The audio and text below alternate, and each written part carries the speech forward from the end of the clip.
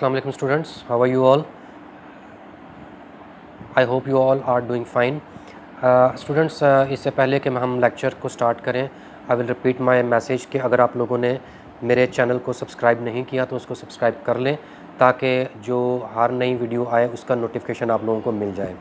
तो स्टूडेंट्स, जो हमने लास्ट टाइम लेक्चर लिया था उसके वो क्या था, that was all about the force of gravitation, ठीक है। और अभी हम जो लेक्चर करने को हैं that is the law of gravitation and Newton's third law of motion, कि जो लॉ ऑफ ग्रेविटेशन है is it in accordance with Newton's third law of motion, कि क्या ये जो लॉ ऑफ ग्रेविटेशन है ये न्यूटन के थर्ड लॉ ऑफ मोशन को जो है वो उसके अकॉर्डिंग है, क्या उसके मुताबिक है या उसको फॉलो करता है, ठीक है। हम लोगों ने यहाँ पर इस चीज़ को देखना है। Newton's third law of motion states to every action there is always an equal and opposite reaction. तो क्या इस जो हमारा लॉ ऑफ ग्रेविटेशन है क्या ये इसके मुताबिक है कि नहीं, ठीक है। अब हमने इस चीज़ को यहाँ पर देखना है। तो according to law of gravitation क्या है, जो लॉ ऑफ ग्रेविटेशन है वो क्या कहता है, जो Newton's law of universal gravitation है उसके मुताबिक क्या है कि every body in the universe attracts every other body. अगर हम बात करते हैं यहाँ पर जो मैंने आप लोगों के लिए फिगर ड्रॉ की हुई है, अगर हम बात करते हैं कि अगर हमारे पास एक बॉडी है if that is having mass m1 और एक हमारे पास लार्जर बॉडी है that is having mass m2। यहाँ पर हम स्मॉलर या लार्जर की बात नहीं कर रहे, यहाँ पर हम जस्ट डिस्टिंग्विश कर रहे हैं कि we have two bodies, one body one जो है उसका मास m1 है और जो बॉडी टू है उसका मास m2 है। Now it is noted that according to law of gravitation क्या है, that m1 attracts m2 towards itself with a force F। जो m1 है वो m2 को विद अ फोर्स F अपनी तरफ अट्रैक्ट करता है, ठीक है। और इसी तरह से जो m2 है वो m1 को अपनी तरफ विद अ फोर्स F जो है वो अट्रैक्ट करता है, ठीक है। If the force acting on m1 is considered, अगर हम बात करते हैं कि जो फोर्स एक्ट कर रही है m1 पर, ठीक है, if we say that if it is the force which is considered as reaction, तो फिर जो फोर्स F m2 पर जो एक्ट कर रही है, जो कि m1 एक्सर्ट कर रही है m2 पर, we can say it is the reaction of that force. यहाँ पर हम क्या देख सकते हैं कि जो फोर्स एक्सर्ट कर रहा है m1 m2 पर, ठीक है, और जो फोर्स m2 एक्सर्ट कर रहा है m1 पर, both are of the equal magnitude but their directions are opposite, right. तो यहाँ पर जो हम बात करते हैं Newton's third law of motion की, वो भी क्या है, to every action there is always an equal but opposite reaction. तो यहाँ पर हम बात कर रहे हैं, अगर हम बात करें कि m1 जो है वो जो फोर्स एक्सर्ट कर रहा है m2 पर, अगर हम वो कहें कि वो एक्शन है, it is in one direction and जो m2 है that is exerting a force F of the same magnitude which was exerted by m1 on m2। ये दोनों फोर्सेस जो हैं वो सेम मैग्नीट्यूड हैं but they are in opposite direction. तो आपका क्या ख्याल है कि ये in accordance with the Newton's third law of motion नहीं है, ये उसी के मुताबिक है, ठीक है।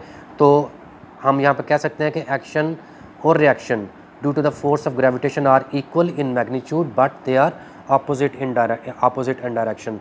तो यहाँ पर this is law of gravitation के जो फोर्स एक्सर्ट कर रहा है m1 m2 पर और जो फोर्स m2 एक्सर्ट कर रहा है m1 पर, they are equal in magnitude but they are opposite in direction। We can see from here that they are opposite in direction, so this is in accordance with the Newton's third law of motion।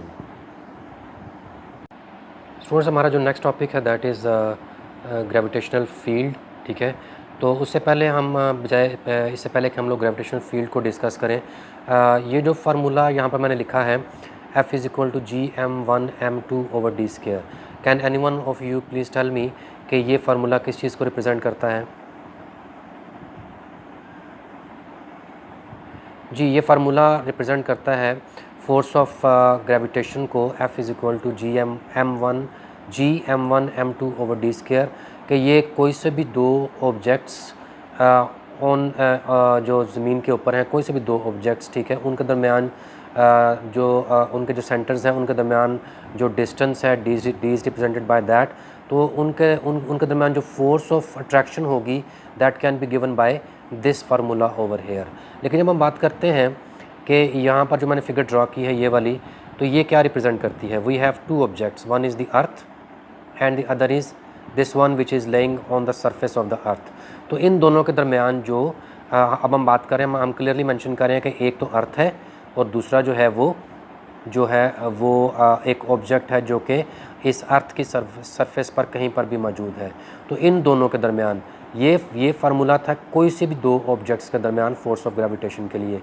ये अभी जो हम बात कर रहे हैं कि एक तो हम ऑब्जेक्ट ले रहे हैं अर्थ को और दूसरा ऑब्जेक्ट ले रहे हैं कोई और ऑब्जेक्ट, ठीक है, विच is laying on the surface of earth. दोनों का डिफरेंस मैं आप लोगों को बता रहा हूँ कि दोनों में डिफरेंस क्या है, ठीक है।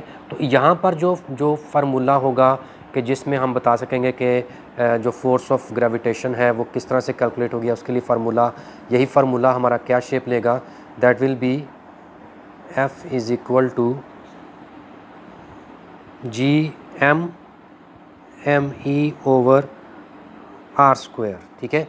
ये क्या रिप्रेजेंट कर रहा है? This is the object one which is having mass m, this is the object two which we said कि ये अर्थ है, ठीक है, and mass of earth we are representing mass of earth by me, and this is the distance between their centres. अब जो दोनों का distance, जो दोनों ऑब्जेक्ट्स के सेंटर का डिफरेंस है, सेंटर का जो डिस्टेंस है वो यहाँ पर हम r ले रहे हैं which is the radius of the अर्थ, क्योंकि अर्थ एक स्फेरिकल ऑब्जेक्ट है, गोल ऑब्जेक्ट है। तो इसमें क्योंकि दोनों जो ऑब्जेक्ट्स हैं, जो ये वाला जो ऑब्जेक्ट है ये बिल्कुल सरफेस के ऊपर है, तो ये जो distance from the centre of the earth to the centre of this object, जो डिस्टेंस इनके दरमियान बनता है that is exactly the radius of earth. तो हम इस डिस्टेंस को हम यहाँ पर r स्क्वायर से रिप्रेजेंट कर रहे हैं, ठीक है। तो according to Newton's law of gravitation, the gravitational force between a body of mass m and the earth is given by F is equal to GM over R square. अब यहाँ पर me किसको रिप्रेजेंट कर रहा है? यहाँ पर me जो है वो मास ऑफ अर्थ को रिप्रेजेंट कर रहा है।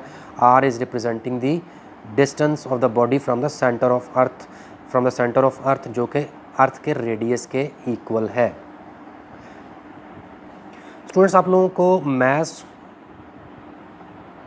और जो वेट है इनका तो डिफरेंस पता होगा, ठीक है, कि मास एक बॉडी है उसका मास क्या होता है और उसका वेट क्या होता है। Mass is the quantity of matter that body contains. कि हम बात करते हैं कि अगर हम बात करें कि ये एक ऑब्जेक्ट है तो इसका मास, इसके अंदर जो क्वांटिटी होगी, जो मास इसके अंदर होगा that will be represented by its mass. जो उसके अंदर जो सब्सटेंस है जिससे ये मिलके बना है वो कितना है इसके अंदर, उसकी क्वांटिटी क्या है उसके अंदर, that is the mass of that object. Weight क्या है, ठीक है, हम जो नॉर्मली है इन दोनों चीज़ों को मिक्सअप करते हैं, लेकिन ये दोनों चीज़ें डिफरेंट हैं। तो वेट क्या है, ठीक है। मास तो हमने कहा कि क्वांटिटी ऑफ मैटर, कि एक ऑब्जेक्ट के अंदर जो क्वांटिटी ऑफ मैटर है दैट इज़ द मास। तो वेट क्या है, ठीक है, वेट क्या है यहाँ पर फिर? तो weight of a body is due to the gravitational force with which the earth attracts a body. तो जब इस बॉडी को, कोई भी बॉडी है, जब उसको अर्थ अट्रैक्ट करेगी with the help of its gravitational force, अपने सेंटर की तरफ उसको जब पुल करेगी, तो जिस फोर्स से वो उसको पुल कर रही होती है दैट इज़ दी वेट। तो वो उसका क्या कहलाता है? वो उसका वेट कहलाता है। मैं रिपीट कर रहा हूँ, जो अर्थ है किसी भी बॉडी को अपने सेंटर की तरफ जब पुल करती है और जिस फोर्स से वो पुल कर रही है that is the force of attraction, और जिसको हम वेट भी बोलते हैं, ठीक है। तो दैट इज़ दी वेट। तो दोनों में डिफरेंस है। अर्थ पर जहाँ मर्जी चले जाएं तो जो क्वांटिटी ऑफ मैटर है वो दैट रिमेन सेम, लेकिन जो वेट है दैट इज़ ऑलवेज चेंज्ड, ठीक है। वेट जो है किसी भी ऑब्जेक्ट का अर्थ की सरफेस के ऊपर जो उसका वेट किसी भी ऑब्जेक्ट का होगा वो डिफरेंट होगा, लेकिन जैसे जैसे हम हाइट पर जाते जाएंगे तो वेट जो है वो रिड्यूस होता जाएगा। ये क्यों है? ये इसीलिए है कि जो अर्थ है, जब किसी ऑब्जेक्ट को जो अर्थ है, जब जिस तरह से ये ऑब्जेक्ट है ये बिल्कुल अर्थ की सरफेस के ऊपर है, तो यहाँ पर इसका वेट मैक्सिमम होगा, क्योंकि यहाँ पर इसकी जो अर्थ है इस ऑब्जेक्ट को मैक्सिमम फोर्स के साथ अपनी सेंटर की तरफ जो है वो पुल कर रही है, तो वही उसका वेट है जो कि यहाँ पर मैक्सिमम है। लेकिन जैसे ही ये ऑब्जेक्ट जो है वो हाइट पर जाता जाएगा। सपोज़ अब ये ऑब्जेक्ट सपोज़ अगर यहाँ पर है, ठीक है, which is away from the centre of the अर्थ, यहाँ से काफ़ी दूर है, अब इसकी हाइट ज़्यादा हो चुकी है, ये डिस्टेंस जो है वो ज़्यादा बढ़ चुका है, तो फिर ऑब्वियसली यहाँ पर जो फोर्स ऑफ अट्रैक्शन होगी वो कम होगी। तो इस वजह से यहाँ पर जो वेट है वो कम होगा, लेकिन मैस ऑब्जेक्ट का यहाँ पर सेम रहेगा, क्योंकि यहाँ पर जो क्वांटिटी ऑफ मैटर वो तो वही है जो यहाँ पर थी, तो क्वांटिटी ऑफ मैटर यहाँ पर भी वही है, ठीक है। तो इस वजह से मैस यहाँ पर सेम रहेगा, लेकिन from the centre of the earth distance ज़्यादा होने की वजह से जो वेट है वो यहाँ पर कम हो जाएगा। यहाँ पर हम बात करने जा रहे हैं बेसिकली ग्रेविटेशनल फील्ड की, ठीक है। तो जिस तरह से एक मैग्नेट होता है, अगर आप लोगों को याद हो कि एक मैग्नेट के अराउंड में उसकी एक मैग्नेटिक फील्ड होती है, वो मैग्नेटिक फील्ड क्या होती है कि जब भी मैं आप लोगों के लिए इसको ड्रा कर जी, हमने बात की मैग्नेट की, तो मैंने यहाँ पर अपने एक मैग्नेट जो है वो ड्रा किया है, तो ये इसके अराउंड में इसके मैग्नेटिक फील्ड है। तो जैसे ही हम एक नेल जो है, जैसे ही अगर यहाँ पर पड़ा हुआ है कोई नेल, ठीक है, तो उस पर इस वक्त इसकी मैग्नेटिक फील्ड जो है वो अफेक्ट नहीं कर रही, लेकिन जैसे ही ये इसकी मैग्नेटिक फील्ड के अंदर आता है तो फिर इसके ऊपर एक पुल जो है वो जो इसकी मैग्नेटिक फील्ड की वजह से इसके ऊपर जो फोर्स ऑफ अट्रैक्शन या पुल जो है वो एक्सर्ट होती है, और ये नेल जो है ये इसके साथ आकर यहाँ पर चिपक जाता है। जैसे ये इसकी मैग्नेटिक फील्ड में आता है तो फिर वो उस पर वो फोर्स जो है वो अफेक्ट करती है और वो मैग्नेट जो है यहाँ पर इसके साथ अटैच हो जाता है। तो हम यहाँ पर बात करने लगे हैं ग्रेविटेशनल फील्ड की।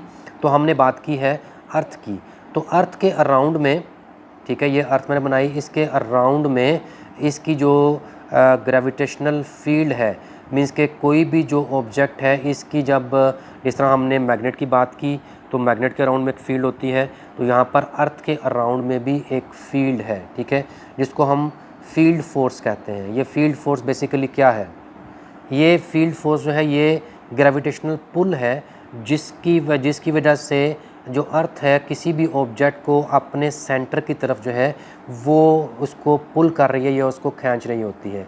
अब हम इसको हम क्या कहते हैं, इसको हम एक नॉन कॉन्टैक्ट फोर्स भी कहते हैं। जी, क्या कहते हैं? Non contact force. ये एक नॉन कॉन्टैक्ट फोर्स है, ठीक है। ये वो फोर्स है कि जो कि ग्रेविटेशनल फील्ड है अराउंड द अर्थ, और जब कोई भी ऑब्जेक्ट अराउंड द अर्थ इस फील्ड में एंटर होता है तो अर्थ जो है वो उसको अपने सेंटर की तरफ पुल करती है, और ये एक नॉन कॉन्टैक्ट फोर्स भी है, राइट।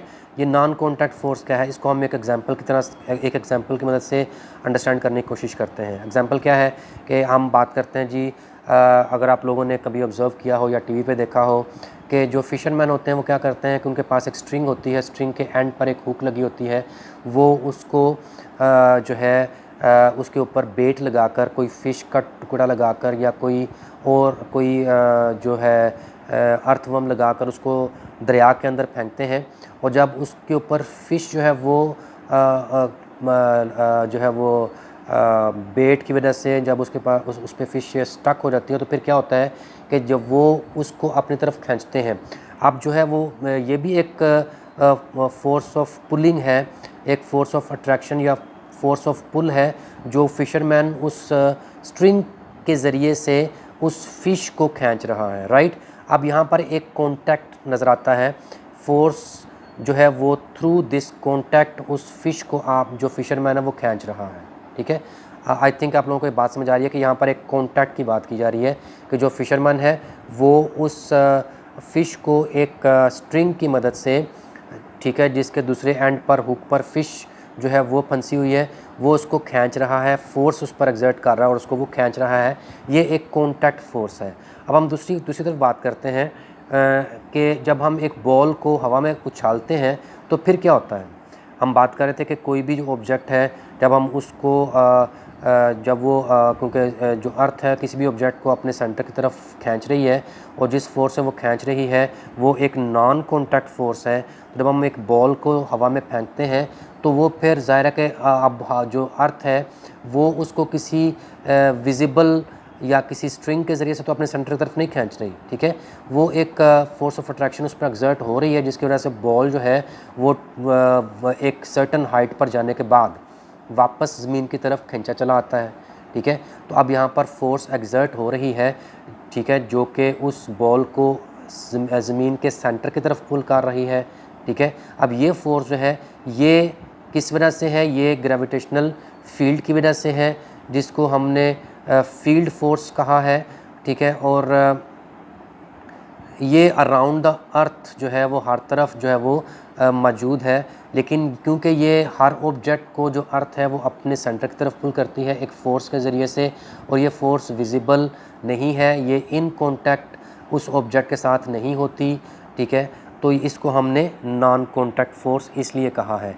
अब वो ऑब्जेक्ट चाहे हवा में हो, चाहे वो जो है ज़मीन के साथ, ज़मीन की सरफेस के साथ अटैच हो या इन कॉन्टैक्ट हो, अब उसके ऊपर जो फोर्स एक्ट कर रही है, जो उसको टूवर्ड सेंटर की तरफ खींच रही है, ये एक नॉन कॉन्टैक्ट फोर्स है, जिसको हमने फील्ड फोर्स कहा है। तो फील्ड फोर्स की डेफिनेशन क्या है? Gravitational pull of the earth acting on the body whether the body is in contact with the earth और नॉट। तो इसको हम क्या कहेंगे? ये एक फील्ड फोर्स कहलाएगी। और ये भी हमने बात की कि जो अर्थ है उसके अराउंड में एक फील्ड एग्जिस्ट करती है, जिसको हमने क्या कहा? ग्रेविटेशनल फील्ड कहा। तो जो भी ऑब्जेक्ट्स हैं जब वो ज़मीन की तरफ खींचे चले जाते हैं, तो ये इस फील्ड फोर्स की वजह से या gravitational pull of the earth है उसकी वजह से टुवर्ड्स द सेंटर खींचे चले आते हैं। तो हमने जब बॉल वाली एग्जांपल देखी, तो अब आप यहाँ पे देख सकते हैं कि जब भी हम किसी ऑब्जेक्ट को, यहाँ पर हम इसको भी देख सकते हैं कि जब हमने बॉल को यहाँ से सरफेस से जो है वो ऊपर हवा की तरफ उछाला, तो वो ज़मीन की फोर्स ऑफ अट्रैक्शन की वजह से, ज़मीन की ग्रेविटेशनल पुल की वजह से जो वो फोर्स ऑफ अट्रैक्शन है, जैसे हमने इसको ऊपर फेंका तो उस वक्त तो वो फोर्स मैक्सिमम थी, क्योंकि the ball was right on the surface of the earth, तो उस वक्त वो मैक्सिमम थी। लेकिन जैसे हम उसको ऊपर फेंकेंगे तो वो जो ग्रेविटेशनल फील्ड है या फोर्स ऑफ अट्रैक्शन है वो हाइट पर जाते जाते वो कम होती जाएगी, ठीक है। और एक हाइट, सर्टन हाइट पर पहुंचकर वो बिल्कुल वीक हो जाएगी। वहाँ से अब जो है वो ऑब्जेक्ट जो है वो वापस ज़मीन की तरफ ट्रैवल करना शुरू करेगा। जैसे जैसे वो ज़मीन की तरफ ट्रैवल करना शुरू करेगा तो फोर्स ऑफ अट्रैक्शन या फील्ड फोर्स जो है वो बढ़ती चली जाएगी, and it will be maximum at the surface of the earth. जो gravitational field of the earth जो है, ठीक है, इसमें जब हम कोई भी ऑब्जेक्ट को हम फेंकते हैं तो उसके जो gravitational force per unit mass, तो उस ऑब्जेक्ट पर जो उसके मैस पर, जो हमने बात की कि पर यूनिट मैस पर जो ग्रेविटेशनल फोर्स एक्ट कर रही होती है, ठीक है, that is called the gravitational field strength of the अर्थ। इसका कहने का मतलब क्या है कि अगर ये हम बात करते हैं कि ये इसका मैस, अगर हम बात करते हैं कि इस ऑब्जेक्ट का मैस जो है वो 10 kg है, ठीक है, तो इसके पर केजी मैस के ऊपर जितनी भी ग्रेविटेशनल पुल या ग्रेविटेशनल फोर्स जो है वो एक्ट कर रही है, तो वो क्या कहलाएगी? वो इसकी ग्रेविटेशनल फील्ड स्ट्रेंथ कहलाएगी। तो मैं इसको रिपीट कर रहा हूँ कि इसकी डेफिनेशन क्या है। In the gravitational field of the earth, the gravitational force per unit mass is called the gravitational field strength of the earth, जो कि वो उस ऑब्जेक्ट के ऊपर पर यूनिट मैस मीन्स के 1 kg मैस के ऊपर जो है वो जो अर्थ है वो उसके ऊपर एग्जर्ट कर रही है। तो ये जो मैक्सिमम होगी, ये कोई जो फील्ड स्ट्रेंथ है, ग्रेविटेशनल फील्ड स्ट्रेंथ जो है, this will be maximum at the surface of the earth, and it will be weaker and weaker when we move away from the centre of the earth. Means कि जब वो object जो वो maximum height पे जाता जाएगा तो वो वीकर होती जाएगी, but at the centre of the eight the surface of the अर्थ वो जो मैक्सिमम होगा, वो जो ग्रेविटेशनल फील्ड या ग्रेविटेशनल फील्ड स्ट्रेंथ जो है, जिसको हमने फोर्स ऑफ ग्रेविटेशन भी कहते हैं, वो मैक्सिमम होगी। और ये इसकी value eight the surface of the earth है जो होगी, दैट विल बी 10 न्यूटन पर किलोग्राम। क्या होगी इसकी? 10 न्यूटन पर किलोग्राम, ठीक है। That will be the value of gravitational field, जो कि eight the surface of the earth maximum होगी, ठीक है। तो जैसे जैसे हम सरफेस से ऊपर जाते जाएंगे, तो उस वक्त ये वीकर होती जाएगी, इसकी वैल्यू जो है वो चेंज होती जाएगी।